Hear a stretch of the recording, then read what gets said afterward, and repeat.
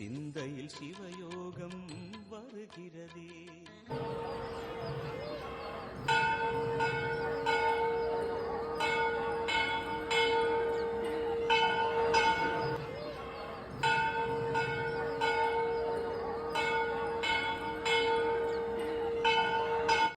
ஓம் மைஜாயுத்மிகை தண்டகஸ்தாயி திமிகை தன்னோ வாராகி பிரசோதியாது. நல்லதே நடக்கும். ஓம் நம சிவாயும். எல்லாம் அல்ல ஸ்ரீ வாராகிமன் திருவடி சரணம். இன்றைய பதிவில் கன்னிராசி அஸ்த நட்சத்திரத்தில் பிறந்த நண்பர்களே, ஒன்றல்ல இரண்டல்ல 3 விஷயம், அதாவது மிக முக்கியமா நீங்க ஆசைப்பட்ட ஒரு 3 காரியங்களை நடத்தி கொடுக்க போகும் சுபகுரு சுரகுரு என்று சொல்லலாம். ஆமாங்க, 12 வருடங்களுக்கு பிறகு உச்சமடைய போகின்ற குருவனுடைய பயிற்சியால் கன்னிராசி, அதுவும் அஸ்த நட்சத்திரக்காரர்களுக்கு மிகுந்த ஒரு யோகமான ஒரு காலகட்டம். பணம் வந்தா 10ம் பறந்து போகும் சொல்லுவாங்க. அந்த பணமும் கிடைச்சி, பாசமும் கிடைச்சி, பங்கும் கிடைச்சி, பதவியும் கிடைச்சா எப்படி இருக்கும்? இவ அனைத்தும் கிடைக்க போகுது. இன்றைய பதில இந்த பலன்களை தான் நம்ம பார்க்க போறோம். பதிவு ஃபுல்லா பாருங்க நம்ம சேனல்ல. ஏற்கனவே தமிழ் புத்தாண்டு பலன்களாம் பதிவிட்டாச்சு, பார்க்கலன்னா சேனலை போய் பாருங்க. மேலும் டிஸ்கிரிப்ஷன் லிங்க் இருக்கும், பிரஸ் பண்ணி பார்த்து பயனடைஞ்சுங்க. மறக்காம நம்ம சேனலை சப்ஸ்கிரைப் பண்ணிட்டு கூட தர பெல்லைக்கான பிரஸ் பண்ணிட்டு பக்கத்துல ஒரு ஆல் அண்ட் ஆப்ஷன் தவறாம செலக்ட் பண்ணிச்சுங்க. பார்த்தா நாங்கள் பதிவிடக்கூடிய அடுத்தடுத்த பதிவுகள் உங்களுக்கு உடனுக்குடன் நோட்டிபிகேஷனாக வந்து சேரும். கன்னிராசி அஸ்த நட்சத்திரத்தில் பிறந்த நண்பர்களே, இந்த 2026ல அஸ்த நட்சத்திரம் மட்டுமல்ல, சந்திரபவனுக்குரிய பிற நட்சத்திரங்கள், திருவோண நட்சத்திரம் அப்படின்னு சொல்லிக்கலாம். ஸோ இந்த நட்சத்திரக்காரர்களாம் மிகப்பெரிய ஒரு யோகம் இருக்குது. ஏன்னா உங்களுடைய நட்சத்திராதிபதியான வீட்டில், அதாவது சந்திரனுடைய வீட்டில் கடகத்துல குருவான் வந்து அமரப்போறார். ஜூன் மாதம் 2ஆம் தேதி மிதுன ராசியிலிருந்து கடக ராசிக்கு பயிற்சி அடைஞ்சு உச்சமடைய போகிறார் இந்த குரு பகவான். அதனால ரோகிணி அஸ்தம் திருவோண நட்சத்திரக்காரர்களுக்கு மிக சிறப்பு உண்டு. இதுல கன்னிராசிக்காரங்களுக்கு மிகப்பெரிய நன்மை இருக்குது. என்னன்னா கண்டக சனி 7ஆம் மீனத்திலிருந்து சனி பகவான் நேரடியாக உங்களை பார்த்துக்கிட்டு இருக்காரு. அப்போ கஷ்ட காலகட்டங்களை அனுபவித்துக் கொண்டிருக்கிறீர்கள். மறைமுகமான எதிரிகளாலும் பிரச்சனை அனுபவிச்சுட்டு இருக்கீங்க. உறவுகளால மன கருத்து வேறுபாடுகள், உறவுகளை ஒத்துழைப்பு இல்லாம தவிச்சுக்கிட்டு இருக்கீங்க. இந்த ஒரு நேரத்துல உங்களுடைய நட்சத்திராதிபதியுடைய வீட்டில், அதாவது சந்திரனுடைய வீட்டுல குரு போய் அமர்ந்து லாப குருவாக மாறுகிறார். ஸோ இதை விட ஒரு நல்ல ஒரு காலம் உங்களுக்கு பிறக்காதுங்க. சரிங்களா? நீங்க கடல்ல தத்தளிச்சுட்டு இருக்கும் போது கையில ஒரு துடுப்பு கிடைச்சா எப்படி இருக்கும், அந்த மாதிரியான ஒரு வாய்ப்பு தான் இந்த குரு பயிற்சி உண்டான வாய்ப்பு.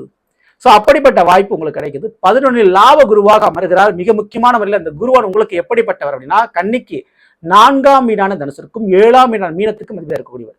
4க்குரியவன் 11ல உச்சம். அப்போ வீடு, கார், வண்டி வாகனம், சொத்து, நிலம் போன்ற விஷயத்தில் லாபங்கள் கிடைக்கும். ஒரு இடத்தை வித்து பெரிய லாபம் வைப்பீங்க, ஒரு சொத்தை வித்து பெரிய லாபம் வைப்பீங்க, அல்லது சொத்தை உருவாக்குவீர்கள். ஒரு நிலம் வாங்கக்கூடிய, ஒரு வீடு வாங்கக்கூடிய யோகம் இருக்கு. ஸோ எப்படி பார்த்தாலும் வீடு, மனை, சொத்து விஷயத்துல களம் இறங்கிடுவீர்கள். அதுல ஒரு வெற்றிகள் கிடைக்கும். சரிங்களா? அடுத்து கார், வண்டி, வாகனம் ஒன்று புதுப்பிக்கிறது அல்லது புதுசா வாங்கக்கூடிய யோகம் இருக்குது. அடுத்தபடியா கல்வி, படிக்கின்ற யோகம்.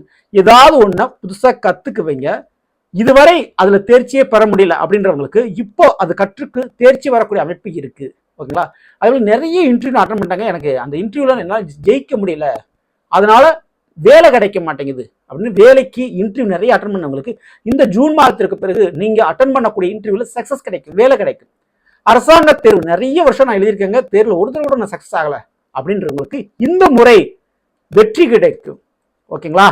இப்படி சொத்து முதல் கல்வி வரை உங்களுக்கு யோகம் இருக்குது. இது முதல் விஷயம், நடக்கக்கூடிய நீங்கள் ஆசைப்பட்ட முதல் விஷயம் இந்த விஷயமா இருக்கும். கண்டிப்பா இதுல ஒன்று கண்டிப்பா உங்களுக்கு நடக்கும் அஸ்த நட்சத்திரக்காரர்களுக்கு. ஓகேங்களா? 2வது விஷயம் திருமணம். 7ல் சனி பகவான், சனிவன் இருக்கிற இடத்தை விருத்தி பண்ணுவார். ஓகேங்களா? இப்போ குரு பகவான் 11 லாபத்தில் அமர்ந்திருக்கிறாரு. குரு பலன் வந்திருக்குது. அந்த குரு 9ஆம் பார்வையாக அந்த 7ஆம் இடம் மீனராசியை பார்க்கிறாரு, தன்னுடைய வீட்டை பார்க்கிறார். அப்போ அசுப சனியாக செயல்பட்டவர் குருனுடைய பார்வையில் சுப சனியாக செயல்படுகிறார். அஸ்த நட்சத்திரக்காரர்களுக்கு எப்பேற்பட்ட தடைகள் இருந்தாலும் அந்த தடையெல்லாம் விலகி, யார் தடுத்தாலும் யார் கெடுத்தாலும் என்ன தோஷம் ஜாதக ரீதியா இருந்தாலும் உங்க கண்ணு முன்னாடி கண்டிப்பா உங்க வாழ்க்கையை கொண்டு வந்து நிப்பாட்டிடுவாரு குரு பகவான். சரிங்களா? உங்களுக்கு ஏற்றபடி, உங்களுக்கு உதவி செய்யற மாதிரி, உங்களுக்கு ஒத்துழைப்பு செய்யற மாதிரி, உங்க விருப்பப்படி உங்களுடைய வாழ்க்கைத்தினை உங்களுக்கு அமையும். மேலும் அந்த சனி பகவான் உங்களை கன்னிக்கு 5ஆம் மகரத்துக்கு அதிபதி இருக்கக்கூடியவர். அப்போ அந்த அஸ்த நட்சத்திரக்காரர்களுக்கு காதல் கல்யாணம், நீங்க ஆசைப்பட்ட மாதிரி ஒரு நபர் உங்க வாழ்க்கையில கிடைப்பாங்க. ஒண்ணு காதல் கல்யாணம் நடக்கும், அல்லது எதிர்பார்ப்பை பூர்த்தி செய்கிற வகையில வரன் அமைஞ்சு திருமணம் நடக்கும். ஸோ எப்படி பார்த்தாலும் கன்னிராசிக்காரங்களுக்கு திருமணம் நடக்கும். ஏற்கனவே கல்யாணம் முடிஞ்சு போச்சுங்க, கல்யாண வாழ்க்கையில ஏகப்பட்ட பிரச்சனை இருக்கு அப்படின்னு நீங்க சொல்றீங்கன்னா கண்டிப்பா அந்த பிரச்சனை தலைகீழாக மாறும். நான் சத்தியமா எதிர்பார்க்கல இப்படி மாறுவாங்கன்னு அப்படின்னு உங்க லைஃப் பண்ற உங்க வாழ்க்கை துணையை பார்த்து நீங்களே ஆச்சரியப்படுற மாதிரி அவர்களுடைய குணநலங்கள் மாறும். அப்போ திருமண வாழ்க்கை ஒரு திருப்பம் ஏற்படும், ஒரு ட்விஸ்ட் ஏற்படும். சில பேர்த்துக்கு இல்லைங்க எனக்கு வாழவே பிடிக்கல, எனக்கு டிவைஸ் கிடைச்சா போதும், விவாகரத்து கிடைச்சா போதும் அப்படின்னு நீங்க வெயிட் பண்ணிட்டு இருப்பீங்க. ஸோ அப்படிப்பட்ட பிரச்சனையில ஒரு திருப்பம் ஏற்படும். அந்த திருப்பம் ஜூன் 2ஆம் தேதிக்கு ஏற்படும். உங்க விருப்பத்துக்கு ஏற்பதான் அந்த திருப்பம் இருக்கும். எப்படி பார்த்தாலும் திருமண வாழ்க்கையில ஒரு மாற்றம் அல்லது ஏற்றம் நிச்சயம் உண்டு. சரிங்களா? இதுக்கு அடுத்து மூன்றாவது விஷயம், மிக மிக முக்கியமான விஷயம். இந்த மூன்றாவது விஷயம், இந்த அஸ்த நட்சத்திரக்காரர்கள், அதுவும் குறிப்பிட்ட கன்னிராசிக்காரங்களுக்கு உடல் நோய் சார்ந்த பிரச்சனைகள். ரொம்ப வருஷமா எனக்கு ஏதோ ஒரு நோவு வந்துகிட்டே இருக்கு, அல்லது உங்க குடும்பத்தில் இருக்கக்கூடிய நபர்களுக்கு வந்துகிட்டே இருக்கு, அடிக்கடி ஹாஸ்பிட்டல் நாங்கள் போயிட்டு வந்துகிட்டே இருக்கோம், தேவையில்லாத மருத்துவ செலவு இருந்துகிட்டே இருக்கு அப்படின்னு சொல்லுவீங்க. காரணம் 2024 மற்றும் 2025 காலகட்டத்தில் உங்க ராசியில் ஜென்மத்தில் இருந்த கேதுவான் இப்போ சனிவனுடைய பார்வையை கிடைக்குது. அதனால அந்த நோய் பிரச்சனை தொடர்ந்து ஒரு 4-5 வருஷமா உங்களுக்கு வீட்டுக்கு போயிட்டே இருந்திருக்கும், அல்லது உங்க குடும்பத்தில் இருக்கக்கூடிய நபர்களுக்காக அடிக்கடி மெடிக்கல் செலவு வந்துகிட்டே இருந்திருக்கும். சரிங்களா? அப்படிப்பட்ட பிரச்சனை இந்த குருவினுடைய திருவருளால் ஒரு முடிவுக்கு வருது. பல வருட அல்லது பல மாதங்கள் இருக்கக்கூடிய நோய் பிரச்சனை, மருத்துவ செலவு, ட்ரீட்மெண்ட் இப்போ ஒரு முடிவுக்கு வருது, உயிர் தப்பிக்குது. ஸோ கண்டிப்பா கன்னிராசிக்காரங்க அதுல ஒரு பெரிய ஒரு பெனிஃபிட் இருக்கு. அதுல உங்களுடைய உறவுகள், அதாவது உங்களுடைய வாழ்க்கை துணையா கூட இருக்கலாம். ஸோ அவங்களுக்கு ஒரு ஹெல்த் ப்ராப்ளம் இருக்கு, சரியா வாங்க. உங்க பிள்ளைகளுக்கு ஒரு ஹெல்த் ப்ராப்ளம் இருக்கு, சரியா வாங்க. அல்லது குழந்தை பிறப்பதற்கு தேவையான குறைபாடு, குழந்தை பிறக்கணும், அதுக்கு ஏதோ ஒரு உயிரின கவனி குறைவு இருக்கு, அல்லது ஒரு ஆண்மை குறைவு இருக்கு, அது கர்ப்பப்பையில ஒரு பிரச்சனைகள் இருக்குது. இப்படி இருக்கக்கூடிய கன்னிராசிக்காரங்களுக்கு அந்த பிரச்சனை சரியாகும். ஏன்னா புத்திரக்காரன் 11ல உச்சமடைந்திருக்கிறார். அப்ப குழந்தை பாக்கியத்துக்கு உண்டான குறைகள் சரியாகும். ஓகேங்களா? இது கண்டிப்பா நடக்கும். இப்படிப்பட்ட 3 நல்ல விஷயங்கள், நீங்கள் எதிர்பார்த்த ஆசைகள் பூர்த்தி அடையும் இந்த குருவனுடைய திருவருளால். மேலும் குருவான் இருக்கின்ற இடத்த பார்க்கின்ற இடத்துக்கு பலனை அள்ளி கொடுப்பாரு. குரு பார்வை பலன் 5, 7, 9. 5ஆம் பாரு விருச்சிகத்தை பார்க்கிறார், உங்களுடைய கண்ணிக்கு அது 3ஆம் வீடு. கூட பிறந்த சகோதர சகோதரிகள் வழிகளில் இருக்கக்கூடிய பிரச்சனைகள் ஒரு முடிவுக்கு வரும். உங்களுக்கு சில இடமாற்றங்கள் அல்லது புதிய பயணம், டிராவல் ஏற்படக்கூடிய வாய்ப்புண்டு. புதிய ஒரு பயணம் செய்வதன் மூலமா புதிய நபர்கள் கிடைப்பாங்க. அந்த புதிய நபர்கள் மூலமா புதிய ஒரு வாழ்க்கை அல்லது வேலை அல்லது தொழில் உங்களுக்கு அமையும். அடுத்து எடுத்த காரியங்கள்ல கண்டிப்பா வெற்றிகள் உண்டு. இந்த வருஷம் ஜெயிக்கணும்னு நினைச்ச காரியங்களை ஜெயிச்சிருவீங்க. அடுத்து 7ஆம் பாரு மகர ராசியை பார்க்கிறாரு, உங்களுடைய கண்ணிக்கு அது 5ஆம் வீடு. குழந்தைகள் விஷயத்துல, உங்க பிள்ளைகள் விஷயத்துல ஒரு நல்ல காரியங்கள். அடுத்து காதல் சமாச்சாரத்துல ஒரு சக்சஸ், தெய்வ வழிபாடுகள்ல ஒரு சித்தி மற்றும் புதிய ஒரு வாய்ப்பு கிடைக்கும்.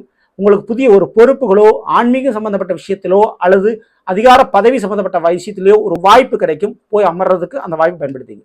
அடுத்து 9ஆம் பார்வை என்பது 7ஆம் வீடான மீனத்துல, அதுவும் சனி பகவான் மீது பதியுது. அப்ப கெட்டது மட்டுமே பண்ணிட்டு வந்த உறவுகள், உங்களுக்கு ஏதோ ஒரு முட்டுக்கட்டை போட்ட உறவுகள், உங்களுக்கு ஹெல்ப் பண்ண மாட்டேன்னு சொன்ன நண்பர்கள் இப்படி தலைகீழாக மாறுவார்கள். உங்களுக்கு உதவி செய்வாங்க, உங்களுக்கு நல்லது பண்ணுவாங்க, உங்களுக்கு தடையாக இருந்தவங்க விலகி போவாங்க. இனி தடையின்றி நடக்கும். உறவுகளால ஒரு மன நிம்மதி இனிமேல் கன்னிராசிக்காரங்களுக்கு நிச்சயம் கிடைக்கும். சரிங்களா? ஸோ இப்படிப்பட்ட காலகட்டத்தில் குருவான வழிபாடுன்றது ரொம்ப ரொம்ப முக்கியமானது. அதை தவறாம நீங்க செய்யணும்.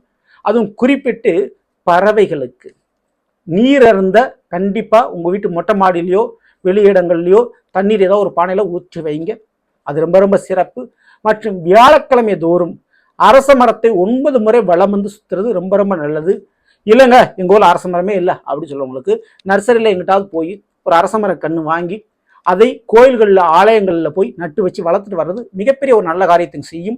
இந்த வருடம் இதை பண்ணுங்க. உங்களுடைய வாழ்க்கையில அது உங்களுடைய ஜாதக ரீதியாக இருக்கக்கூடிய தோஷங்கள் நிவர்த்தி அடைஞ்சு விரைவிலேயே உங்களுக்கு நல்ல காரியம் நடக்கும். தவறாம இந்த வழிபாடை பண்ணிக்கோங்க.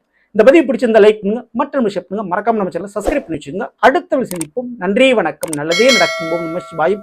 எல்லாம் ஸ்ரீ வாராகியம்மன் திருவடி சரணம்.